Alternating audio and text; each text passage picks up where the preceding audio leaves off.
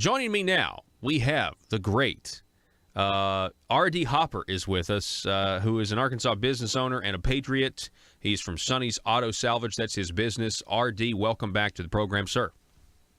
Hey, good morning, Paul. How you doing? I'm doing well. I'm doing very well.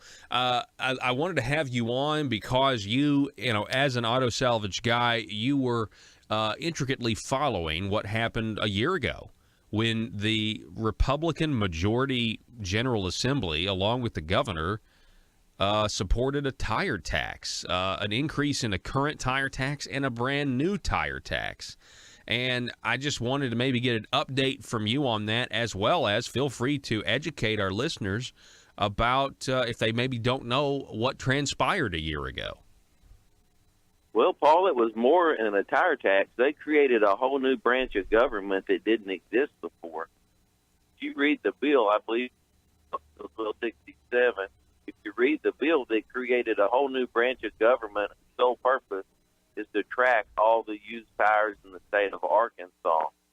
And they have tire users and generators, that all these people that they're going to track, the electronic tracking system. So they're going to have to hire hundreds of people if they implement this. Hundreds of people. It's a electronic state database. Cities, counties, construction companies, tire companies, anybody that uses tires is going to put in how many tires they generate, what type of tires, whether it's a backhoe tire or whether it's a big truck tire or just a smaller forklift tire. Put in the type of tire that they generate and how many they've generated this month and how many that they've turned into a collection facility. Now, so after they created this whole new branch of government, then they've got to fund it, of course, and you always want at least 40 or 50% extra to go in the general fund. But they fund it through it's not a tire tax, it's a tire removal and installation fee. You know, it's a fee, Paul. It's not a tax. Let's get it right. And so, well, that's what the governor's. That's what the governor's going around saying. It's not a tax; it's a fee, and right, and he's saying it was to solve a problem. I mean, he's excusing it. It's the way it was explained to me. He was up in Washington County, and he was excusing the tire tax increase because it was to solve a problem. Now, okay. I mean, one of those problems that they claim that was in the bill was to protect us from mosquitoes.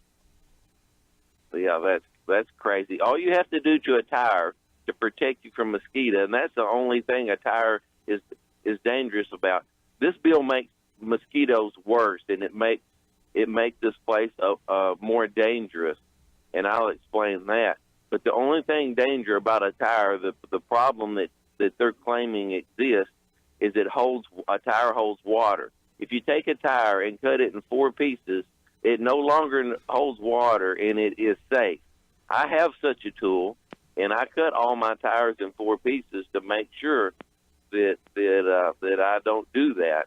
So a small piece of machinery that will cut tires solves the problem. You do not need a whole branch of government. It's funny, they shred these tires up, they put them on playground, and they let our little 3-year and 5-year-old children play on the tires in the playground. If they're so dangerous, why do they let our kids play on them?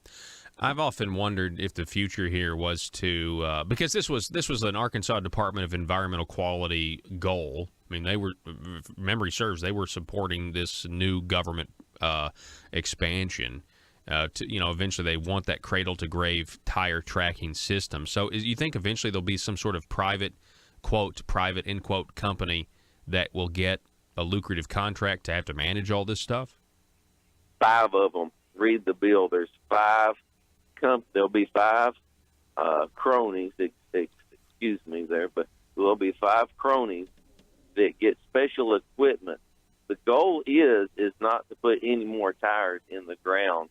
It has nothing to do with public health. You know, this is some kind of global warming thing about putting tires in the ground, which they're perfectly safe above the ground if they're cut in 4 pieces. And then we will pay some company to come to Arkansas, and we'll pay them to come to Arkansas, and they'll generate electricity from all the tires that we've got all these fees to, and we can pay them to do recycling. This is a Democratic agenda. This has got, Obama written all over it as far as creating another branch of government. So we will fund something really cool with taxpayers' money. I lobbied against this bill along with John Payton. We've got 10 tire districts in Arkansas approximately. We're going to cut it down to 5. Tires cannot be hauled unless they are hauled on a certified state-inspected truck. And the driver of the truck hauling the tires has to be trained with the Arkansas tracking system. And every business and construction company in the state of Arkansas is supposed to have a certified person and a account to log all their tires under. Of course, all of this is not going to work. The Department of Justice can't even keep up with all the total lost cars in the United States of America. If Arkansas thinks they're going to track all the tires in our state, that's all just a farce to get to, more government, more state employees. And, the tire fee right now, John Payton looked into it, the tire fee, the little old bitty tire fee we were paying before, only about 40 or 50% of that money was going to a tire program. It seemed like that a large majority of that money, or a large portion of that money, was going into general revenue. If you know what that means. Yeah, of course. Well, we got to have as much money as we can. It's interesting that what you're describing really is a nightmare scenario for limited government Republicans to see their governor and the General Assembly support something. Anytime a tax increase is on the table, it's a bad deal. Politicians push for tax increases when they don't have the guts to actually govern. But this was even worse, because it'd be one thing if you raise taxes on gasoline to pay for roads. We already know how to build roads. Basically everything. I mean, I would be against it, but you understand. But this is a tax increase and creating an entirely new area of government that we're going to have to fund forever in the future. And so it's really it's a tragedy. I would describe most of what Republicans have done down there as a tragedy, because they have let so many of us down that believe they actually thought limiting government and shrinking government was, the way to go and what they were going to do. And instead, they are growing government and raising our taxes at the same time. Yeah, faster than I can keep up with. I tell you what, you get rid of one tax for a period of time, and place of it for eternity. Oh, yeah. Did we? Okay. So, yeah. Well, but this is a whole new program here that will go on forever. No doubt. And so let me just ask you this.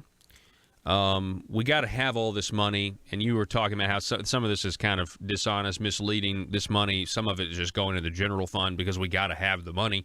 We are in a budget. We've got a serious budget problem in this state, and yet the governor continues to increase spending. Over $600 million in the last 4 years he's been here, and yet, we have this Medicaid expansion gorilla that's just hanging out on the Capitol dome. Nobody wants to talk about it, or very few people want to talk about it, and we're coming up on the fiscal session, RD. So the question I wanted to ask you is this. Back in 2013, Senator Jonathan Dismang, who was a lead sponsor for the private option and was promising everybody all this stuff, and he's still held up as a credible source of, being able to predict what this program is and going to be, even though he's wrong every single time. Back in 2013, he said this about the fiscal aspect of it. He said, quote, "I have no interest in turning the DHS budget into an all-or-nothing political game. If the DHS appropriation cannot attain the needed votes, with the private option included, then it will be pulled, amended, and voted on separately." Now, I don't expect him to go by his own word, because he didn't in 2016, and so now here we are. So, RD, what do you think is going to happen, and what do you think about this whole thing? They are married to this billions of dollars coming from the federal government. It's free money. We've got approximately $7 billion a year free money coming to the state every year. The state taxes that money to administrate it, and as you know, they're going to. Our establishment in Little Rock is going to fight to keep that $7 billion coming into the state of Arkansas tooth and nail, and we've not been able to kill it since then. You know, our health insurance, mine's gone up 74% since Dismayne made that promise. That Dismayne's promise was about equal to Barack Obama's promise. He also promised it's going to be somewhere around 150,000 people, if I remember it. It's been up to 330,000 people. So socialism cannot be conservative no matter what kind of lipstick you put on the pig. Medicaid expansion is a way to get people not to have to get up and go to work every morning. They've got insurance if they go to work or not. So we're creating more government, and we're incentivizing people not to work. You know, that's what we elected the Republicans to do. You've been so sarcastic. You've a couple times picked up on your sarcasm. I love it. We're talking with R.D. Hopper. Well, man, I worked till 3 o'clock. I worked till 2 o'clock in the morning yesterday, and I only worked till midnight last night. And I'm on my way to work right now. So, you know, we got a lot of weight we got to carry, and we got to make sure that they don't put us out of business, no matter how hard they try. I know, and that's the conservative attitude. When the government grows or they raise our taxes, a hardworking conservative says, well, you know, I'll just work an extra, you know, X number of hours this week to try to make up for it, and that's good, and that's great work ethic. But, you know, hopefully we've got people that are going to vote differently and quit voting some of these people who are really, you know, Democrats or progressives or liberals in, and they're just using the Republican name to get power. I will say this, one more question on Medicaid expansion, or just feel free to respond to it. Finally, 2 weeks ago, Cindy Gillespie admitted that less people on the program saves Arkansas money, because now Arkansas actually has to pay for these people in some regard. And so that got a question asked of her, will you give us the numbers on how much we save if we just end it all together, defund the program and the program? And so now the administration, Hutchinson administration, they're between a rock and a hard place because they want to keep the program. And so what are they going to report? Are the numbers going to be accurate? I don't think they're going to be accurate. And now you have the governor's spokesperson going on, essentially insinuating that, yeah, less people on the program are going to save the state money, but if we end it, it'll cost us money. I mean, how can they have it both ways, RD? Well, the way they justify it is the $7 billion that comes in every year, we get to tax that, so that's more money in general revenue. So, you know, more money coming to the state means the state has more money, and bigger government means more savings and more jobs. I can't think like they do, but this is the bottom line. You know, from business, the more people that you get in a system, in a line of a product, the more people in the line of the product, the more expensive the product is. It's simple math. So right now, between taxpayers and someone that needs care, we've got an insurance company getting 25% in between the tax person and someone that we want to help. So so the cost of taking care of the needy went up 25% whenever they created this Barack Obama Medicaid expansion nightmare. So it costs 25% more for private option because the insurance company gets 25%.